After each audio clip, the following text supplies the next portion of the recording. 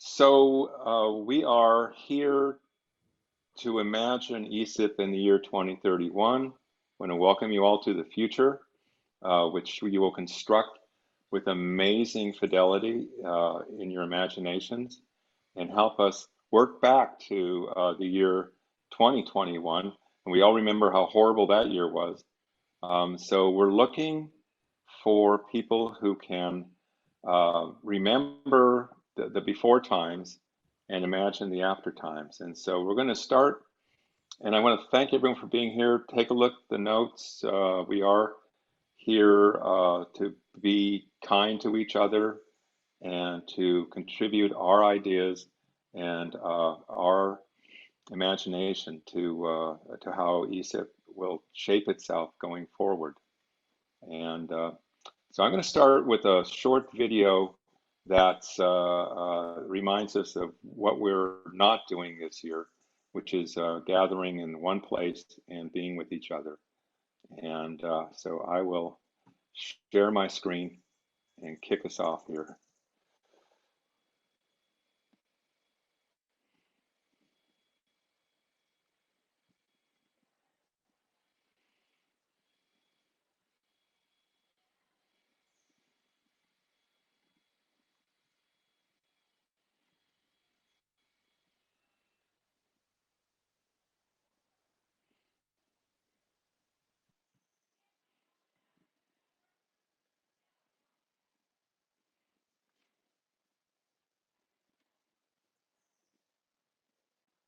Bruce, we cannot hear the audio. You can't hear the video?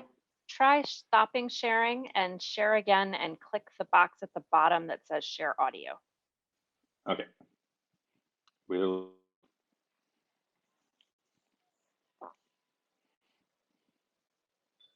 Oh, got it. Learn something new. Gosh. Okay.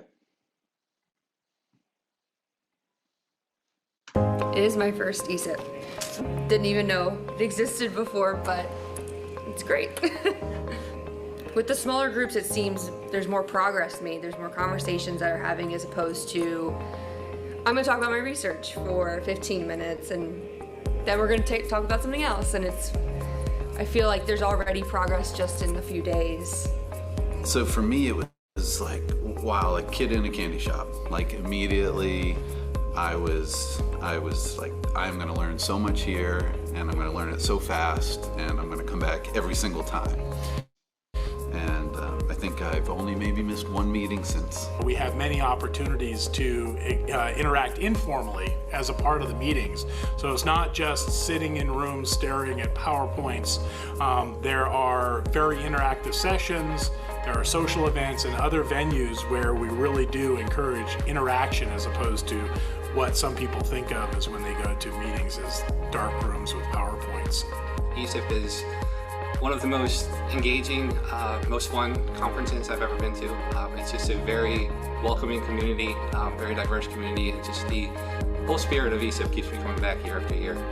One of the biggest things that can be valued here is the ability to have these very complex, these very detailed discussions with people who are facing the same challenges, and to share those experiences and to share the knowledge that from across domains is incredibly valuable.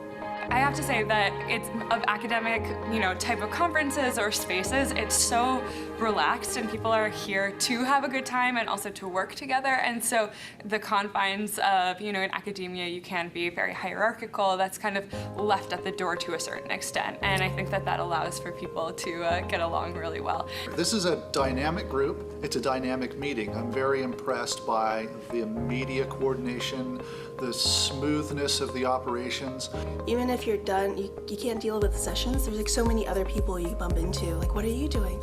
That's fascinating. I know this other person. And so, even on the off time, there's really no off time. It's an incredibly supportive environment. It's a great conference to be like the first conference that you bring your students to. I think. That's because, yeah, A, you know, if they're nervous about it, they don't have to be, and they get that in about 30 seconds. And B, they get used to interacting with people in a positive way and as if they're equals. You can come up to anybody and start a conversation with them, and they're going to respond in kind. And that is actually one of the great benefits of the organization. And I think one of the things that helps to lower that barrier for newcomers into the community to hopefully get comfortable quickly. You know, there's a lot of tools ESIP provides for new folks. There's the schedule, the online schedule, find things. It's very clear what the topics are going to be, so it's really easy for you to read quickly and find things that are interesting. And then, as you're starting to find yourself next to someone, introduce yourself, because everyone is very warm and welcoming.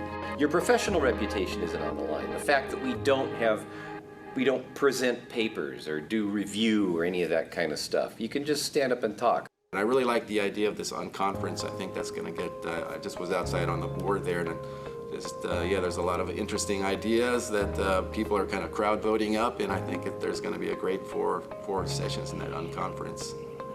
Make up a session, that didn't exist 20 minutes ago and invite people to come to it. That's huge. That's huge.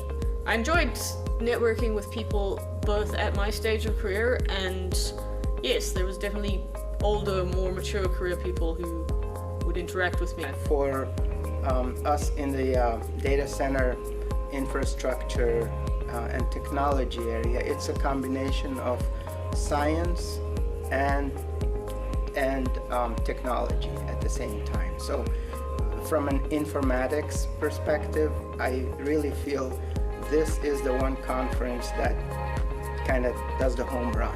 And I think that was about 3 or so years ago, and I've not missed a meeting yet.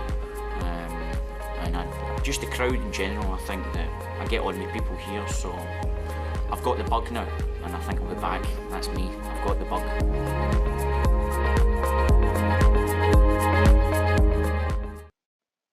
All right. So, that's okay. So, how are we doing? Did everyone catch that? Okay. All right. So that's what we're doing 2 years ago, and we're sort of proud of that, and we want to keep doing things like that.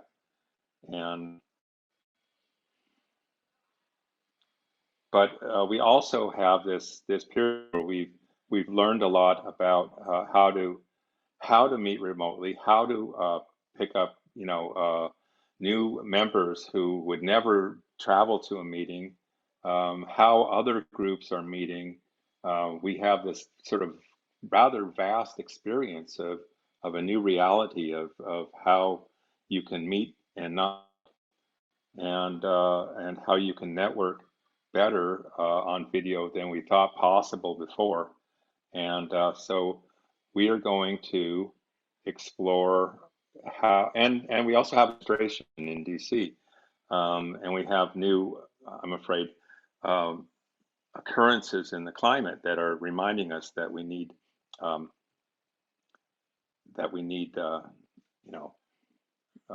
more climate change research, more data sharing, more outreach, and more international work.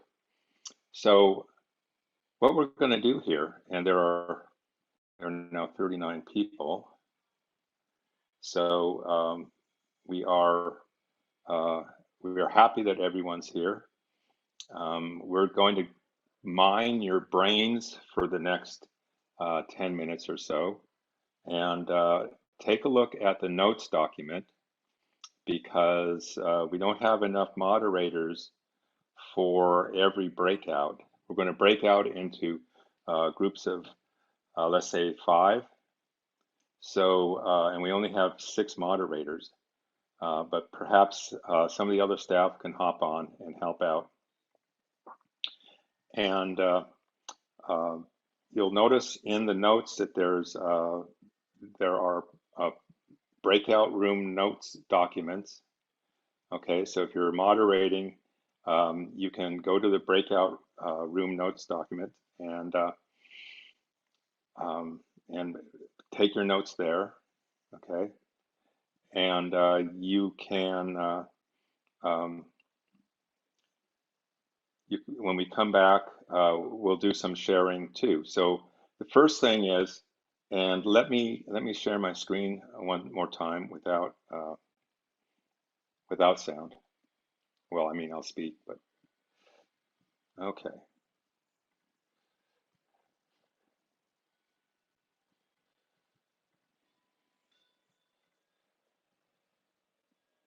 All right, so here we are in the year 2031, okay? And we have new members. We're speaking to long-term ESIP members who've lived through all the adaptations and changes that has happened as a result of having transformed themselves during the COVID-19 pandemic. And not too long after the quarantines ended and it became safe to meet in person, we returned to in-person. And then we also were looking toward virtual meetings and hybrid meetings and other ways to capture the participation of people who couldn't travel. And we welcomed new members from our partner organizations who would have never gone to a meeting in person, but now they can join ESIP. And we welcome sister organizations from other continents who, again, would have a hard time collaborating in person. But we've extended our invitations and our daily schedules to address global participation. So we're going to, in our breakouts, you will divide up into an interviewer and interviewees. And the interviewer will take the role of a newbie who is going to ask 3 questions, and the questions are here. So if you don't have a moderator in your group to be the interviewer, then just choose someone to do the interviewing or volunteer to be the interviewer and take notes as you can. And then we're going to go out for 10 minutes. I think, oh, wait a second. What's the timing on this? Let me know. Let me get back to my timeline. What's the timing on the first breakout? It's 30 minutes, 10 minutes Okay. for each question. 10 minutes for each question. Okay, so we're going to go out for 30 minutes. We're going to spend 10 minutes on each question. And then we'll come back. And if you are a moderator or a self-proclaimed, interviewer, you can take a look at the notes here too. All right. Any questions before we go? All right, we'll be back in half an hour. Thank you. All right, Bruce, I think everybody is back. Sorry for that last of the meeting jerky feeling of being mid-conversation and being yanked back into the main room. So welcome back, everybody. And I love that our numbers went up throughout the course of the session, not the other way. You're muted, Bruce. We are glad we are back to the future. We're back, yeah. Yeah, that wouldn't happen in 2031, yeah. No one gets muted. All right, so groups. I hope everyone had a productive discussion. I know we did, and we have notes. Sorry for the groups that didn't get an official moderator, but I'm sure you guys are well able to do that yourself. So we are we're going to do I think a new breakout to are we going to do this as a whole group? What do you think? Why don't we do a little bit of a brief summary Denise, are you there? Yes, I'm here. Which do you think we should do? Shall we kind of do a brief summary of each room, like no more than 2 minutes? I think that was the plan. Right. And I think then we'll go back into a breakout to just, in a small group, discuss all of the ideas and come up with what we think are the ones that are most productive. That sounds like a great plan. Okay, so we have moderators for, I think, groups 1 through 6, and then do we have 7 breakouts? How many breakouts, or 8? Yeah, we were I ended up being the interviewer for group 7. Okay. I thought that might work. Thanks, Yeah. Ben. Thanks, Gan, for stepping up and doing that. Okay. We're not at all insulted that we weren't thought of in advance. All right. Okay, so just group 1, just highlights from the notes. Okay, howdy. I have been nominated to give the summary for group 1. I will do my best to keep things brief. I'd say that some of the biggest things that came through were the way that the ESIP community was maintained in the pandemic, and that that community helped keep people excited and engaged. The culture of ESIP that takes care to celebrate diverse opinions and people was also maintained.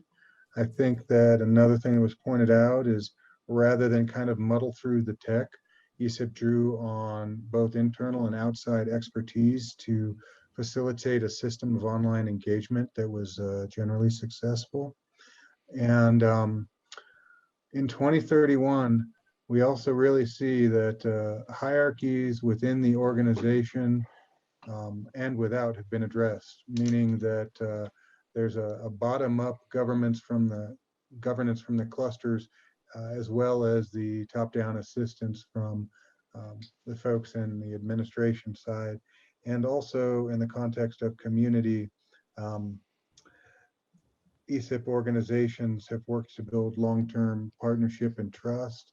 And finally, ESIP was well positioned because of its connection to multiple agencies and its ability to navigate those space of intersectionality and partnership through those multiple agencies and communities in which it's a part. Last but not least, ESIP was successful in 2031 because it sent drink tickets to all members involved for virtual meetings. Nice. All right. For real drinks, not virtual drinks. Absolutely. All right. Okay.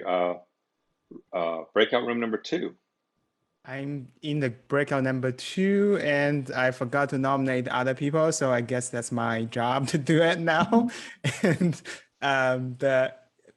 for the first question about what make ESIP attractive and nurture everyone in this group community, is that ESIP always offer the community opportunity to be more involved. You can be as involved as how much involved as you can be. Like, you can sign up to be a co-chair in your first meeting if you want to, and somebody in your group did that, and that's when she started to get showed up in the meeting of different communities and joined the semi-annual meeting in the summer and winter. And the other thing is that in-person meeting is a very special thing in ESIP, at least in the past years. And so how we can make it into a hybrid or a virtual event in the future to give more people the opportunity to join this group, and otherwise they cannot. So for the community who may otherwise not join ESIP, it's a really important thing ESIP need to consider. Either explore different options of doing regional meeting but connected through a virtual platform, or doing one virtual and one in-person meeting instead of doing 2 in-person meetings every year. And there are other different benefits of doing less in-person meeting every year. That's the carbon emission part of it. but there are also a lot of people thinking about it. And in the last question about the climate change and other social justice issues, I think we have discussed how ESIP can evolve in the next 10 years to make data more approachable to the community and different groups that needs the data to solve their community problems. And I don't think we have an answer to that question yet, because we can either go through making the technological developments or do top-notch on the development to make the data more approachable by others, or we can be more engaged with different communities directly to bring the data to them, or through different solutions, or maybe doing both. So working on both legs to make the data available, approachable by others. Did I miss anything? Because I missed the last minute. Everyone was still in the discussion. That sounds great. Any other voice from group 3 or group 2? All right, so group 3. All right, so I'm going to report out for group 3. We had a lot of really great discussion, and some of the themes that came through were that there was test running of the hybridization before opening it up to the ESIP community. In addition, that the hybrid version of our conferences are more accessible and help diversify our community. But again, it's important that we test it before so that it runs smoothly when we get to that point. Another way that we talked about ESIP helping in the future with the climate crisis is that it is a collective space for people from all different backgrounds to gather. So coming together, we provide this really healthy collaborative space where, and this phrase was used a lot, without ego. So we're able to have people from all different paths in their careers work together and educate each other in a really, really great way. And then we also talked about outreach to K through 12. So already we have this aspect working with K through 12 teachers, but maybe bringing in libraries as well. That way teachers know that ESIP is available as a resource, but also once students graduate and are ready to start their careers, they know that ESIP is there, and then that can serve as a sort of pipeline for future scientists who want to get involved. So then we'll have greater involvement from those communities later on, 10 years down the line. And if I missed any other big themes, anyone from group 3, feel free to hop in now.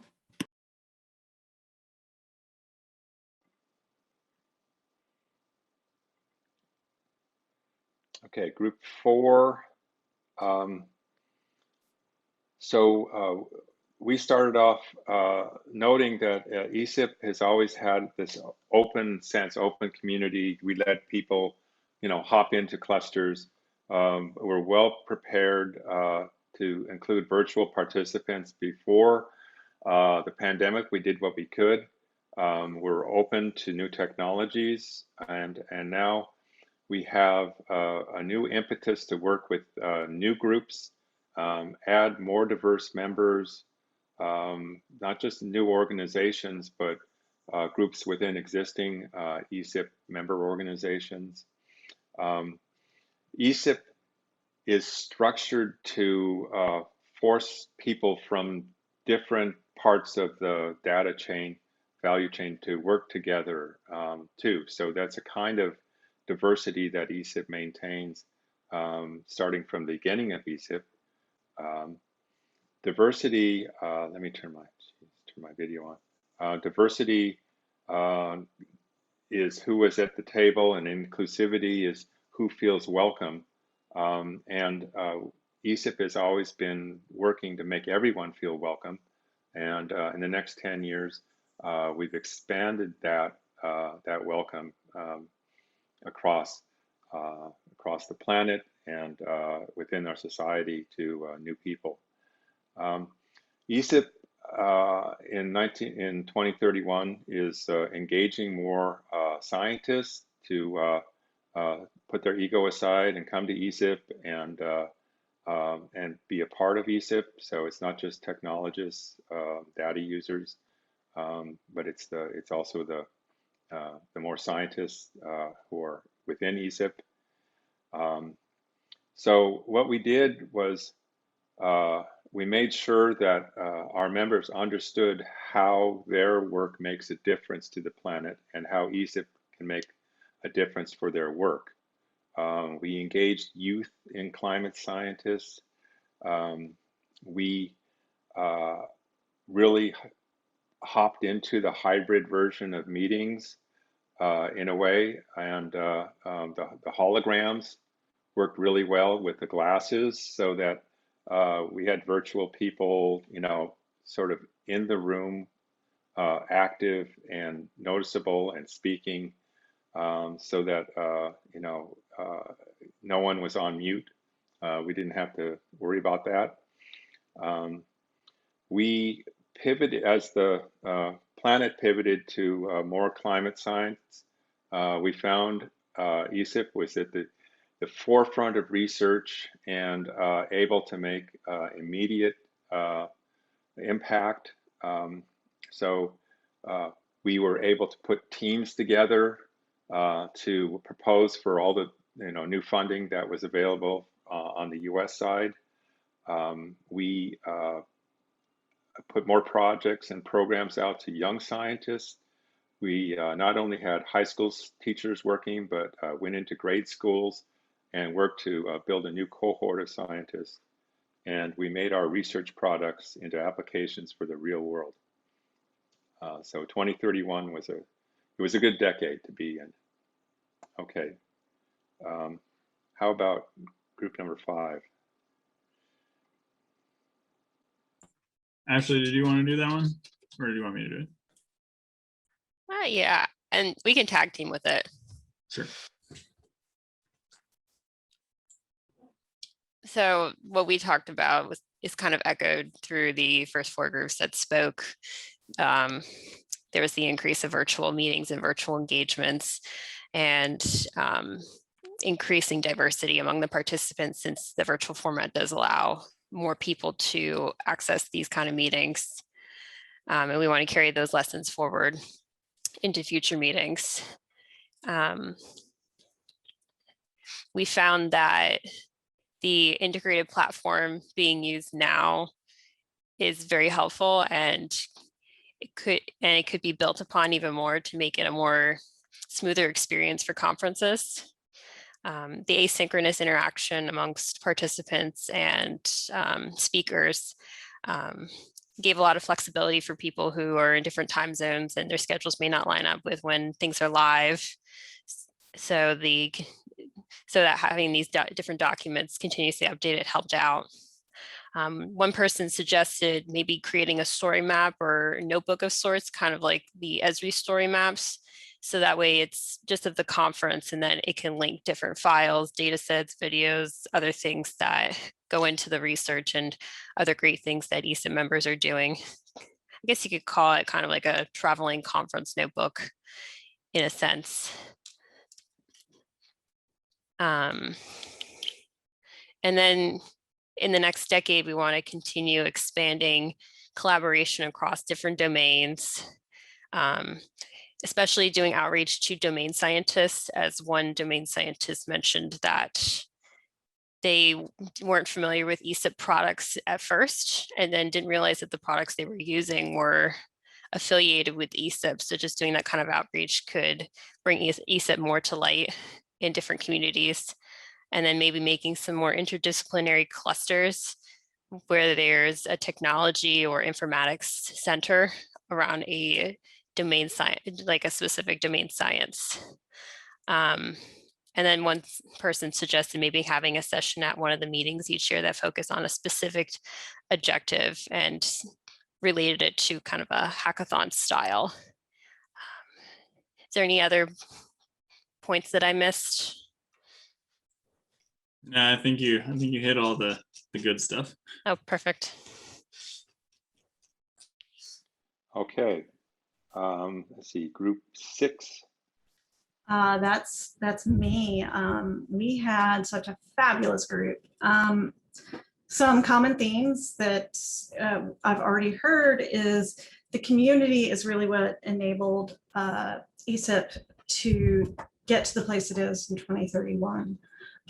That's at our core. The people are what makes it matter. as well as the fact some people have already said it's a safe space. It is a great place to, failure is an option and in fact is not seen as a negative. And that really, that attitude increased from 2021 to 2031, that it's okay to try something even if it fails, because that's still a learning opportunity.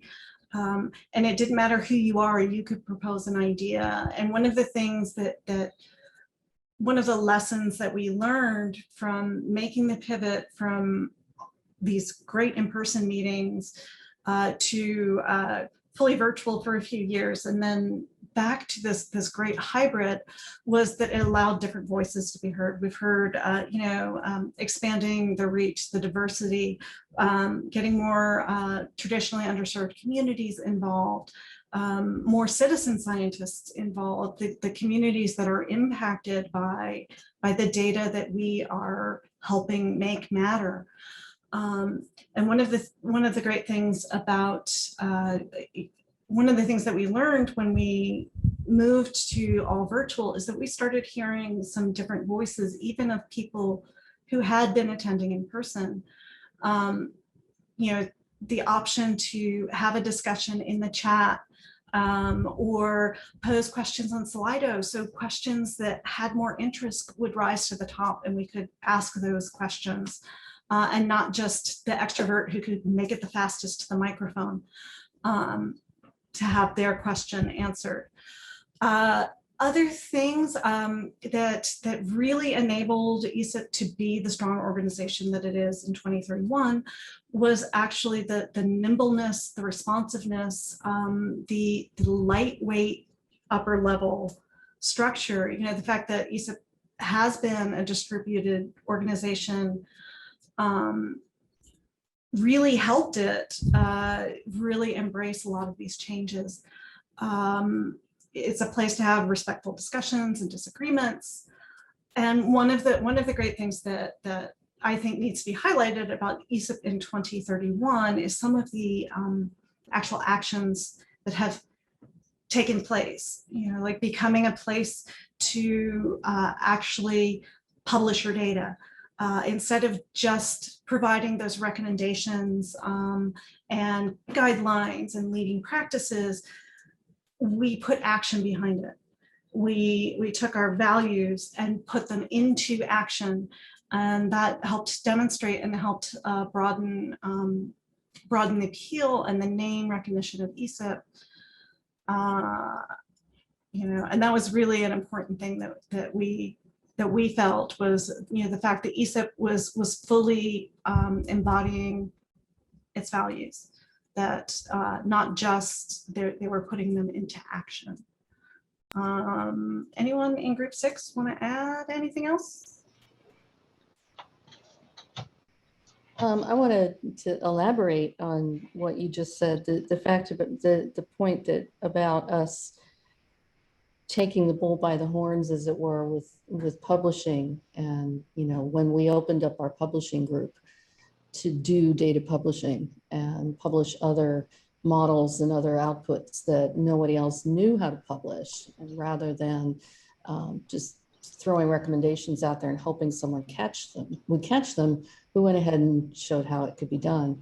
And we publicized those through our podcasts, which have been going on for a long time now. So hint, hint, Susan.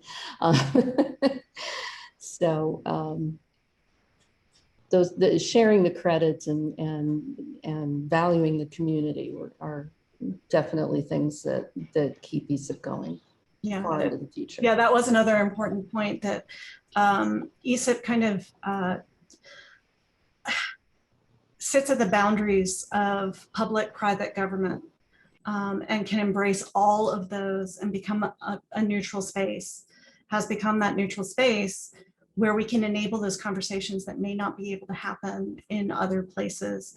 And the fact that people can come in and they get credit for their work, not just, a citation maybe, but recognition in their career path. and in other ways that credit is valuable to participants. That was another. All right, excellent. Thank you. Breakout 6. Okay, now for breakout 7. Last but not least, Denise, your group might have been fabulous, but I think group 7 was fabulouser. So a lot of what we talked about, I think, has been reflected in the other breakout groups already. I've tried to put it together in a phrase, and I think a lot of what we came up with, looking back from our future perspective in 2031, was that ESIP had really built a mindful community of creative, curious experts. And every one of those words is really important. Mindful, first and foremost, because it back in 2021 and during the pandemic itself, ESIP took, went the extra effort. It didn't shirk away from making the hard decisions, and it took a really close look at itself about how do we maintain this community through this really troubling times? How do we pivot when we can't meet in person, which had been such a fundamental thing? But also, more importantly, it set the seeds for things like taking a really hard look at our diversity and inclusivity. Knowing that when even though if you were to ask 99 out of 100 ESIP meeting attendees would tell you there was a diverse and inclusive community, but it started to take a really careful look at that and started to get more quantitative and rigorous, and proving to itself that it is in fact diverse and inclusive and open and all of those wonderful ideals. And that really set the stage for a decade of growth. So that the mindfulness of being very careful about being a community, building a community, maintaining a community. The creativity is a key part of all of this, of course, too, by taking these innovative looks at the problems that the world was facing. And this was really enabled, again, going back to this word community. Community is sort of the linchpin here in all of this, of course, where the ability to sort of build these bridges across different domain areas. We were all focused on trying to make the world a better place, but each in our own areas. But because we were collaborating across domains, we were able to be really creative in the solutions that were put forward. The community was curious. It just naturally wanted to ask the big questions and ask the little questions and every question in between. And you saw that time and time again in 2021, leading to this fabulous and strong community in 2031. And they were curious. The sort of combination of the creativity and the curiosity, coupled with the fact that the community itself was so mindful about ensuring that the community was strong. This really positioned it well, both in terms of its resilience to adversity. So because ESIP had done so much work to focus on its community and its members, and it was well positioned, it was balanced, it was able to take the hit of the pandemic. But similarly, as the world began to really pivot, especially in the United States in 2021, to being one that actually started to take the climate crisis seriously, ESIP was positioned to thrive and to bring all that it had to tackle those problems. And so I think the common thread was the community that ESIP had mindfully built, bringing together the world's experts. Came out really strong in our conversation and is really what enabled it to thrive in the following decade.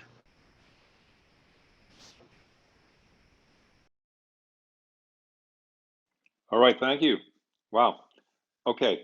What I'd like to do now is a 5-minute exercise with where we break out into groups of 2 and just talk about what are the top 3 things that come to mind?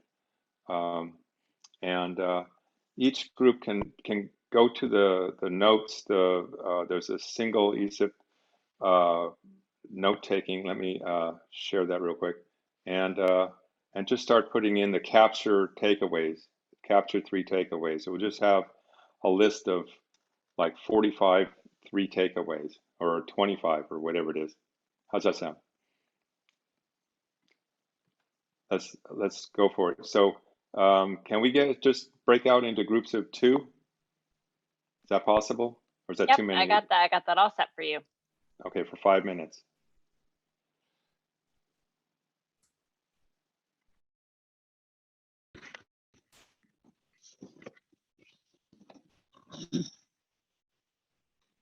That did not work. It put you back in your old groups. Give me a second. It's going to bring you all back, and then we'll do it again. Nope. I got this feeling of deja vu all over again. Yeah, it didn't work. Everyone's going to come back in 35 seconds, and I get to do that all over again.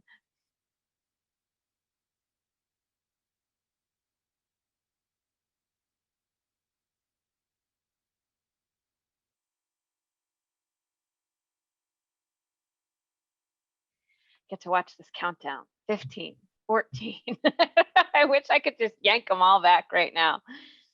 Who cares if you get whiplash? It's not real. It just feels real.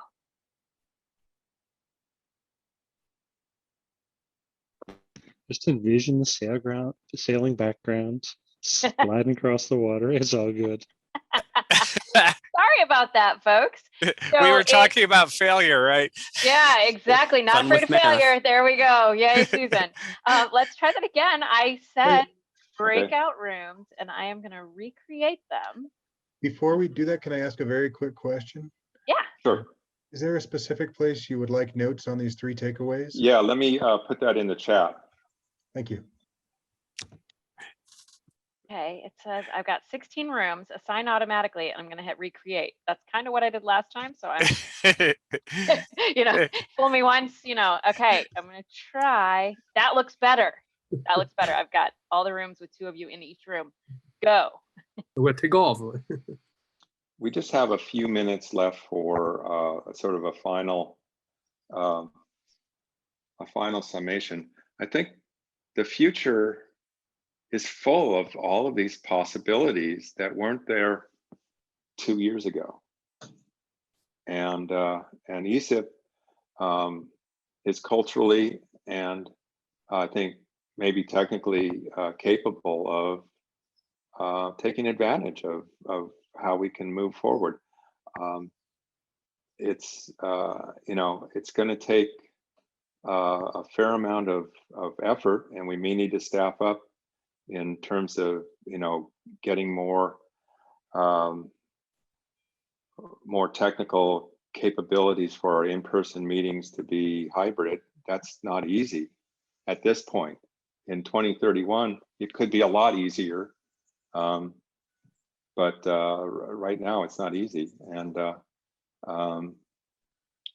I think we're good to go. Any comments from?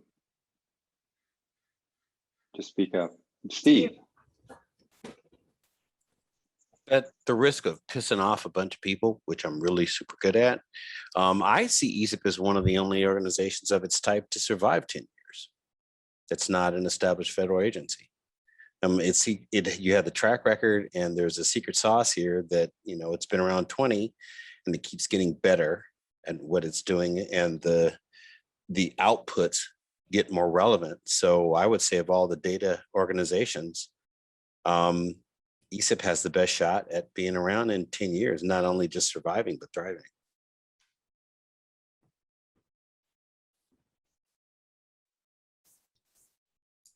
We are a learning organization, and we like to learn.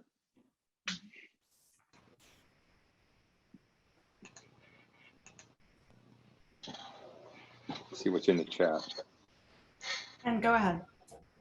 Yeah, and I wanted to just say thanks for this opportunity. I mean, this session, when I saw it, I was like, this is so cool. Like, just having the chance at the end of this week to like do we do a lot of agile retrospectives at NOAA, and it's kind of like that, but it's a little bit more like a community retrospective, and I love the way you laid it out as if we're doing a retrospective from 10 years from now.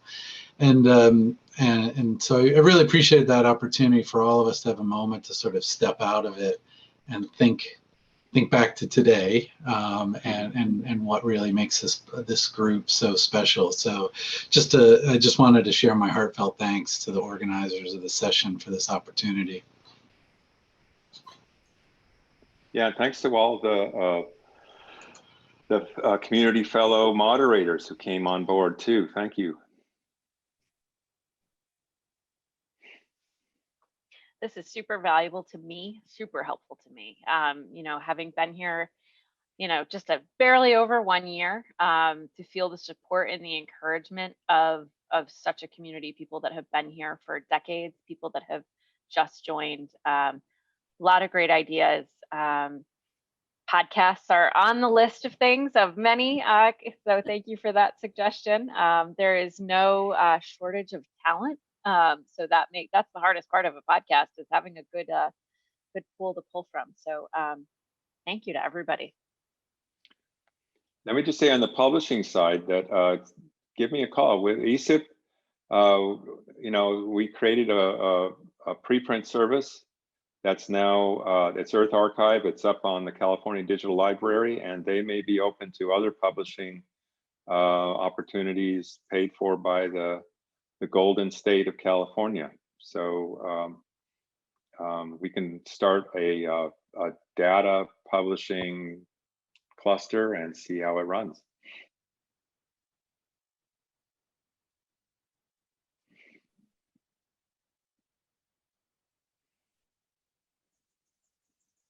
And now, everybody, it's time for the traditional post-ESIP drink. This was a great way, Bruce. Thank you for having the vision to have this session. This, I think, was a really great way to end the week. All right. Happy summer, everyone. I guess we'll all be back together, hopefully, at some point. Happy 10 years younger. All right, bye-bye. You got wonderful. Thank you. Have a nice Great weekend. meeting, everyone. Okay. Yes. Adios. Bye, everyone. Bye, everybody.